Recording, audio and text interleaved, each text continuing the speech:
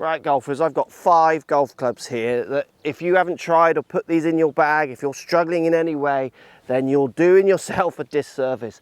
5 clubs, these are like cheat code ideas that will just allow you to start enjoying your golf a whole lot more. Ha! Cheat code. Nasty muddy bear lie. Cheat code. So wedges, sand wedge here with big sole, like big, chunky, helpful back ends from the bunker. Perfect. Horrible lies. Perfect. Grassy, fluffy lies. Perfect. Like for anybody struggling with wedge play, we're sold bounces, grind, players wedges. Yet in irons, we're sold game improvement. In driver, we're sold MOI and friendly. It's so weird.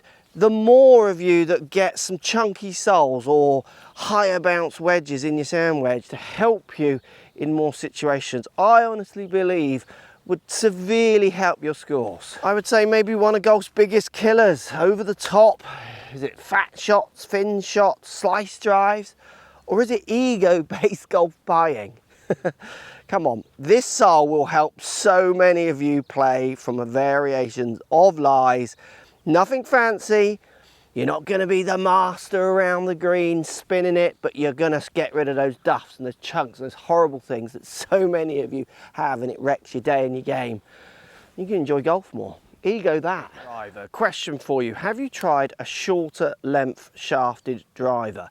When you put a shorter length shafted club into certainly a driver, the longest one that people struggle to hit, often out the middle, you can find some patterns, not for everybody, where the strike gets better. Now, if your strike gets better, so more centered into one spot, you'll get more of a consistent driving distance. Often if you improve people's consistency of their driving, their average distance increases. So if you put a shorter length shaft in this club, yeah, your top end might come down, but your bottom end, which you hit a lot of, if that increases, then your average will go up. Again, this isn't for everyone. Now, when I've done tests putting crazy long shafts in this, so 47 inch I think I've got shaft that I put in this, the chances of me hitting out the middle just go down massively. So at the moment I use a 45 inch length driver and I pretty center strike it. Like I like where I hit it. I can handle that length.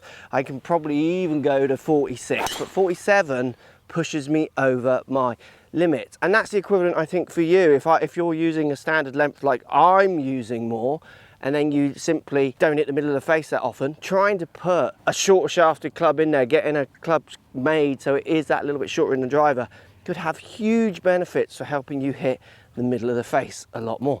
And one thing that is stand out between better golfers and people struggling to break the scores they want to break and play the way they want to play is their strike lets them down, and then they get deviation in curvature, they get certainly huge deviations in distance. Shorter length drivers, it's something you should be trying if you struggle to strike your driver.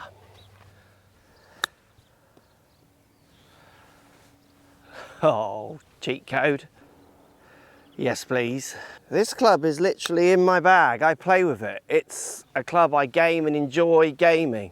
It's a chipper. Yes, a chipper. Big sole. It's more upright in its lie. It's designed a little bit like a putter. This one's a bit more like a wedge, which I like. And I play it from a crazy amount of situations. I chip out of trees with it. I chip around the green with it where I've got green to work with. I will hit it from 100 yards. It's like a 9-iron I can hit, or like a shorter 9-iron, more like it plays like a wedge, but even though it's a loft of near a 9. I've played it from the sand in Dubai from 60 yards out where any wedge is just going to dig. It's a non-ego based, I just want to get the ball closer golf club. It just works. Why would I not play something that just works? In the UK, when it's muddy and horrible, guess what? It just works. That's the trick. If any of you are struggling around the greens, if any of you feel like you got an extra club, I got 13 clubs in my bag. I came to me for a review. It can go in. I've got room. I'm going to use it. Why would I not carry it? Chipper, yeah. And I'm not a senior yet. Rude. 7 woods. Good, friendly lofted fairway woods. 21 degrees on this 7 wood. I've done a full video on 7 woods because this club is such a cheat code. Be honest with yourself, how many of you struggle to get fairway woods launching up in the air? You struggle to get the flights you want. They just don't go far enough. So many of you don't even use fairway woods, 3 woods, those kind of ideas. A 7 wood for so many golfers, certainly if you want the ball to pop up or you haven't got the speed to get the ball launching on longer shots into greens and up long par 5s for second shots, a 7 wood 100% is a cheat code club. And it can be used from the rough, the fairway bunkers. I mean, it just pops up in the air. It's like so easy to hit, it's ridiculous. Like, it is ridiculous. I would go as far to say that the fairway wood element of most people's golf bags, I would say drivers are pretty well understood and fit. Like, lots of people are getting drivers. Irons, close. Wedges, hardly anyone's getting fit, and we got some wedges. Putters, next to nobody's getting fit. Fairway woods, hybrids, people just go, oh, I'll have that one and that one. They kind of just put them in. 7 wood, honestly, and even a 9 wood. I haven't got a 9 wood here. 7 wood, 9 wood. If you're struggling with long shots from the fairway, please give them a go. They are so useful. Up the arm putters.